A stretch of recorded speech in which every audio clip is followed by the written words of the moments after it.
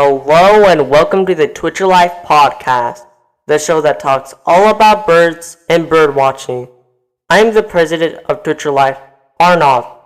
Today, I'm going to talk about one of the most vibrant and complex environments on the planet, forests and woodlands.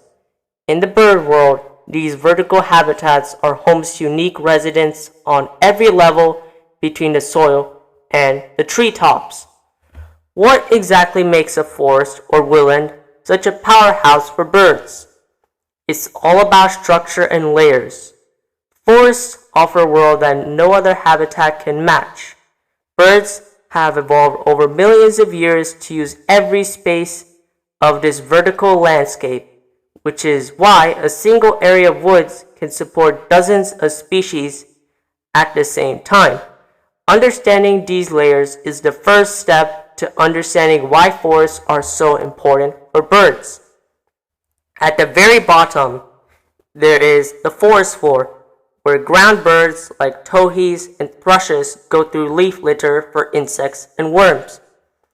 Just above that sits the understory, where shrubs and young trees offer perfect nesting areas for birds like the gray catbird. Higher up is the mid-canopy, where many warblers and vireos actively hunt for caterpillars. Finally, the very top of the canopy is where tanagers and certain flycatchers live, looking out their territory from top of the forest. No discussion of forest structure would be complete without mentioning snags, the dead standing trees that many people mistakenly want removed. These are in fact the most important trees in the entire forest. Woodpeckers peck cavities in their softwood every year, and once they move on, those same holes become homes for owls, small ducks, and flying squirrels. A single large snag can shelter many animals over its lifetime, making it very important. Forests are incredibly varied, and that variety creates a wide range of habitats within a habitat. An old-grown forest with its ancient trees and decaying wood supports birds like the pileated woodpecker. A young woodland or thicket, on the other hand, is where the indigo bunting lives, with its thick bushes providing ideal places to nest. The distinction between coniferous forests, which attract crossbills and nuthatches, and deciduous forests favored by vireos and flycatchers is another reason why forests are so complex. One of the most fascinating things about birds who live in forests is their adaptations. Woodpeckers have skulls that can absorb shock and extraordinarily long tongues to remove insects from deep inside wood. Nuthatches have strong feet and claws that allow them to walk headfirst down a tree trunk, finding birds that all other birds simply miss. Even wing shape has also evolved because many bird species have shorter, more rounded wings compared to birds in open areas, allowing them to move rapidly through dense branches without injury.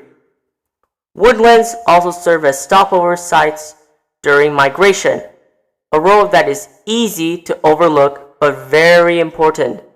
For a tiny songbird traveling thousands of miles and kilometers between its wintering and breeding grounds, a forest offers shade to stay cool, dense cover to hide from hawks, and a reliable supply of caterpillars and berries to eat.